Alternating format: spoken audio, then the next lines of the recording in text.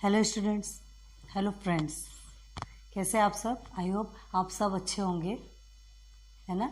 मैं ज़्यादा बातें नहीं करते हुए मैंने कहा था कि मैं ज़्यादा बातें नहीं करूँगी, सिर्फ काम पे ध्यान दूँगी। हाँ, बेसिक कंसेप्ट क्लियर करवा रही हूँ, आपका डीएनए से रिलेटेड क्लियर करवा रही हूँ। तो इसके लिए आपको मोटिवेट ज़रूर करना चाहूँगी कि मैंने जितना कुछ भी समझाया आपको बहुत अच्छे से समझ में आएगा। आप बस थोड़ा सा पेशेंस रखिए, मेरे साथ साथ मेरी भी हेल्प कीजिए, आप कुछ समझिए, मैं समझाते जा रही हूँ। ठीक है, लेक्चर 4 पर हम आ गए हैं। छोटे छोटे वीडियोस बनाते हैं, इसलिए ज़्यादा टाइम ना लेते हुए स्टार्ट करते हैं। लेक्चर 4 स्टैंडर्ड 10th का सब्जेक्ट साइंस पार्ट 1। ठीक है, बायोलॉजी का पार्ट है आपका हेरेडिटी एंड इवोल्यूशन। तो आज हम आ गए फिर से लेक्चर 4 पे। उम्मीद करती हूँ लेक्चर 3 तक के आपको बहुत अच्छे से समझ में आया होगा। कमेंट्स से हमको समझ में आता है, बहुत अच्छा लगता है आपके जो पॉजिटिव कमेंट्स मिल रहे हैं, बहुत अच्छा लगता है हमें। चलिए ठीक है, लेक्चर 4 में आते हैं। ओके, तो देखिए हमने क्या कहा था कि आपका डीएनए से रिलेटेड ही आपको बहुत सारे लेक्चर्स बनेंगे। आज फिर भी डीएनए का ही है। ठीक है, डीएनए इतना डीप में जाके पढ़ना है डीएनए के बारे में कि हम भी नहीं बता सकते कि आपको कितना ज़्यादा डीप में। पढ़ते पढ़ते चलिए, देखा जाएगा जहाँ एंड हो जाए। ठीक है, तो चलिए हम क्या होते हैं, हम कैसे दिखते हैं, हमारा जेनेटिक, हम दिखते हैं ना, दिख रहे हैं आपको। हर इंसान अलग अलग दिखते हैं, उसमें कुछ ना कुछ चेंजेस होते हैं, है ना। जो पेरेंट्स होते हैं, पेरेंट्स से भी जो बच्चा होता है वो चेंज होता है, एकदम सेम पेरेंट्स के जैसा नहीं दिखता है, या मदर फादर, उसमें कुछ ना कुछ चेंजेस होते हैं। हमारा बायोलॉजिकल कैरेक्टर क्या होगा, हमारा जेनेटिक कैरेक्टर क्या होगा। Genetic character means what, genetic character मतलब हमारा जीन्स क्या, हमारा जेंडर, क्लियर है। And biological character, biological character मतलब हमारा फेस कैसा है, हम कैसे दिखते हैं, हमारे हेयर्स कैसे हैं, लुकआउट जो आपका आउटर पोर्शन जो दिख रहा है ये कैसा है आपका, ये सबको हर कोई देखता है इसमें, है ना। जस्ट अ मिनट, ओके, थोड़ी लाइट की प्रॉब्लम हो गई थी इसलिए हमने थोड़ा सा लाइट ऑन किया। ठीक है, तो हम कहाँ पहुँचे थे, आपको कैसे दिखते, क्या कहते हैं, जेनेटिक कैरेक्टर। बायोलॉजिकल कैरेक्टर कैसा होता है, हमारी आइज़ कैसे दिखती है, हमारी लिप्स कैसे दिखते हैं, होता है ना। तो ये कौन ये सारी इंफॉर्मेशन स्टोर करके रखता है। हमने आपको बताया था क्या, डीएनए, डीएनए के 2 स्ट्रैंड्स के बारे में बताया था, उसमें न्यूक्लियोटाइड होता है, ये भी बताया था, है ना। वो न्यूक्लियोटाइड से ज्वाइन होता है। अब आपको बताएंगे जो स्टोर, जहाँ पे स्टोर होता है ना। तो जो स्टोर होता है हमारे बायोलॉजिकल कैरेक्टर को जो स्टोर करके रखता है, हमारे जेनेटिक कैरेक्टर को जो स्टोर करके रखता है वो होता है न्यूक्लियोटाइड। न्यूक्लियोटाइड डीएनए में होता है। न्यूक्लियोटाइड कहाँ होता है, डीएनए में होता है। तो अब फिर ये जो हम बोलते हैं हमारे जेनेटिक कैरेक्टर, वो जीन्स क्या है, जो जीन जो स्टोर करके, जो कंट्रोल करके, जो स्टोर करके रखता है, वो जीन क्या है, जीन कहाँ है ना। हमारे जीन्स बोलते हैं ना, उसका जीन उसमें आया है, उसका डीएनए उसमें आया है। तो देखिए फिर से वही बना रहे हैं हम, ये अभी आपके सामने से हटेगा नहीं। ठीक है, हाँ, ये आपको 4 पार्ट से सब बताए थे। ये क्या कहा था, न्यूक्लियोटाइड है, जो कि ऐसे कट करते हैं तो क्या होता है, ये दोनों भी अलग अलग strands, both are 2 strands are separate, दोनों सेपरेट हो जाते हैं। तो ये जो जीन कहाँ है, देखिए this one part is genes. Okay, clear हो गया, इतना सिंपल है। जीन कहाँ है, क्या है, इतना सिंपल है। देखिए, है ना, हमने क्या कहा था आपसे, जेनेटिक कैरेक्टर, बायोलॉजिकल कैरेक्टर, ये कैसा होता है, कहाँ होता है, कैसे समझ में आता है, हमारा फेस कैसा दिखता है, हमारे जीन्स क्या है, हमारा जेंडर क्या है, ये सारी इंफॉर्मेशन रखने का काम कौन करता है, स्टोर करके रखने का काम न्यूक्लियोटाइड करता है, जो कि डीएनए में होता है। ठीक है, तो ये जो न्यूक्लियोटाइड जो अंदर होते हैं, हाँ, तो ये each part are called gene, each part are called this one gene, second, छोटे स्मॉल सेगमेंट्स है, ये सब क्या कहलाते हैं, आपके जीन्स कहलाते हैं। क्लियर हो गया, यहाँ पे छोटा सा पार्ट है वही जीन्स कहलाता है, और ये सारे कैरेक्टर को स्टोर करके रखता है। क्या कैरेक्टर, हमने अभी आपको बताया, है ना, हमारा जेनेटिक कैरेक्टर, हमारा बायोलॉजिकल कैरेक्टर, हेरिडिटी जिसमें भी बोलिए, बोथ आर सेम, अभी आपको बताएंगे, रुकिए। ठीक है, अब देखिए हमारा जो डीएनए न्यूक्लियोटाइड से बना है, आपको भी पता है बना है, अभी हमने आपको बताया। हमारा जो न्यूक्लियोटाइड है वो डीएनए में होता है, जो कि हमारे बायोलॉजिकल और जेनेटिक कैरेक्टर को स्टोर करके रखता है। तो ये जीन क्या है, हमने बता दिया, जीन स्मॉल पार्ट, छोटे सेगमेंट्स आर कॉल्ड जीन। तो इसको आप लिख लीजिए पहले, तो आप इसको जल्दी समझेंगे जीन क्या है। ठीक है, इधर लिख देते हैं जीन को, ठीक है, लिखेंगे हम सिर्फ बोल देते हैं, उसमें लिखेंगे क्या लिख के बताएं। चलिए ठीक है, कोई बात नहीं। The small segments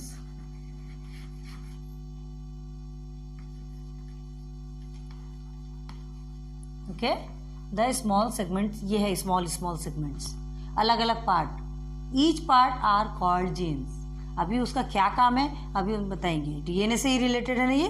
the small part of, ठीक है, of the DNA is DNA is nothing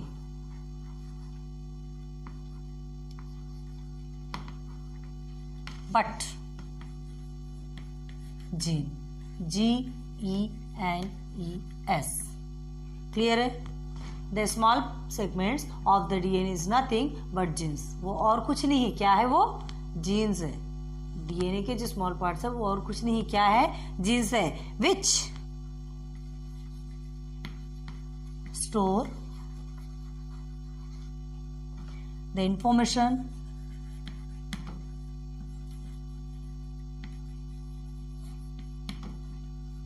ठीक है, विच स्टोर द इंफॉर्मेशन, कौन सा इंफॉर्मेशन? दैट इज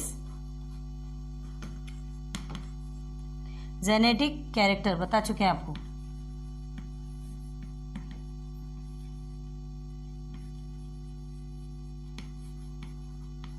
और बायोलॉजिकल, बायोलॉजिकल मतलब आपको बताए थे क्या, कि फेस कैसा दिखता है ना, हेयर्स कैसे हैं,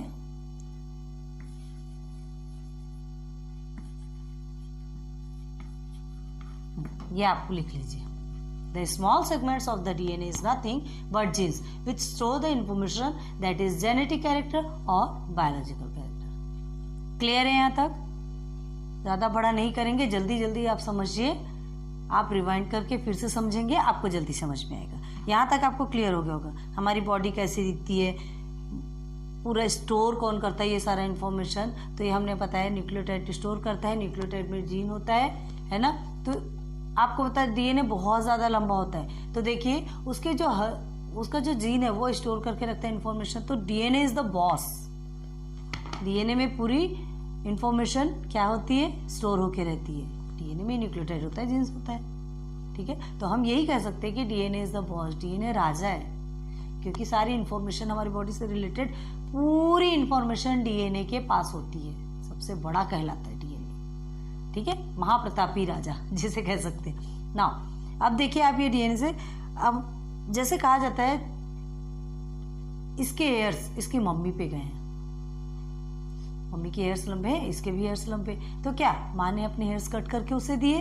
नहीं, ठीक है। उसकी आइज उसके पापा की जैसी, उसके पापा ने अपनी आइज निकाल के तो नहीं दी।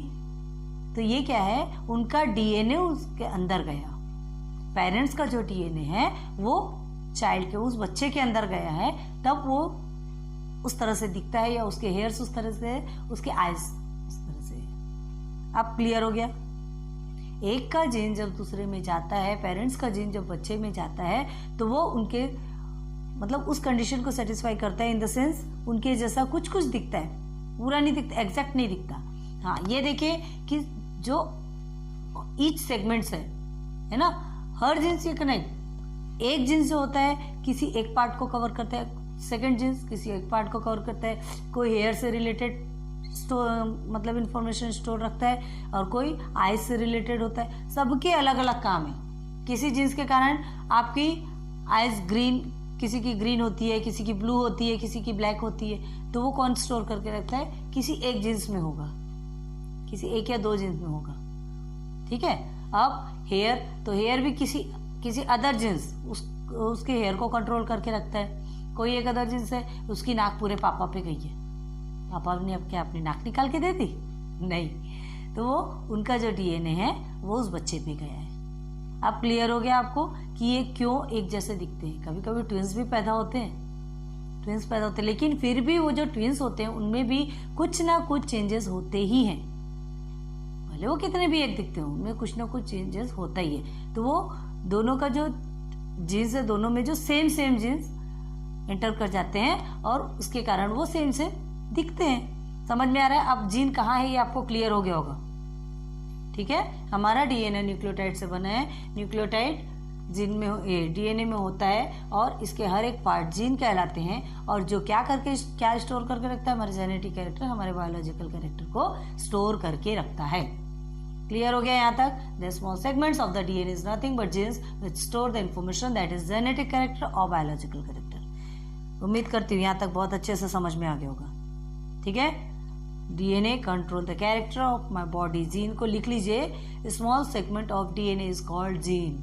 लिखना है, लिख दिए। Small segment of DNA is nothing but genes, बता तो दिए हैं। ठीक है। क्लियर हो गया सबको? बहुत अच्छे से समझ में आया होगा। छोटे छोटे पार्ट में ही बता रहे। अभी फिर डीएनए का भी बचा ही है, टेंशन मत लीजिए, है ना। क्या पूरे चैप्टर ही आपसे डीएनए से रिलेटेड है, क्योंकि हेरेडिटी इवोल्यूशन कैसे विकास हुआ, इवोल्यूशन मीन्स विकास, तो कैसे विकास हुआ, तो पहले यही सब बनेंगे तब तो विकास होगा। ठीक है। तो यहाँ तक तो आपको बात समझ में आ गई होगी। नेक्स्ट लेक्चर में आपको आरएनए से रिलेटेड आपको समझाएंगे, ठीक है, डिस्कस करेंगे। तो ये लेक्चर तो आपको समझ में आ गया होगा। लेक्चर 4 फुल क्लियर हो गया होगा। कमेंट कीजिए अगर अच्छा लगे ना लगे, जो भी हो। हमें निगेटिव कमेंट से भी कोई मतलब अफेक्ट नहीं होगा। क्या है, जब तक आप हमारी गलती नहीं बताएंगे तब तक हम उससे सुधार नहीं सकते। तो सो प्लीज़, है ना, लाइक कीजिए, कमेंट कीजिए और सब्सक्राइब कर दीजिए। अपने फ्रेंड्स के साथ में शेयर कर दीजिए कि हमारा हेलो स्टडीज़ एक चैनल है। माय नेम इज श्रुति अजय गुप्ता। मैंने स्टार्टिंग में आपको ज़्यादा अपने बारे में नहीं बताया, मुझे जल्दी से लेक्चर स्टार्ट करना था। शॉर्टकट में बात खत्म करो, ज़्यादा अच्छा लगता है। नाम तो आपको पता ही होगा, कितनी बार वही बातें करेंगे। तो ठीक है, लेक्चर 4 हो गया। नेक्स्ट लेक्चर 5 में मिलते हैं फिर से डीएनए से रिलेटेड नेक्स्ट टॉपिक लेकर। So thank you for watching my videos. Thank you.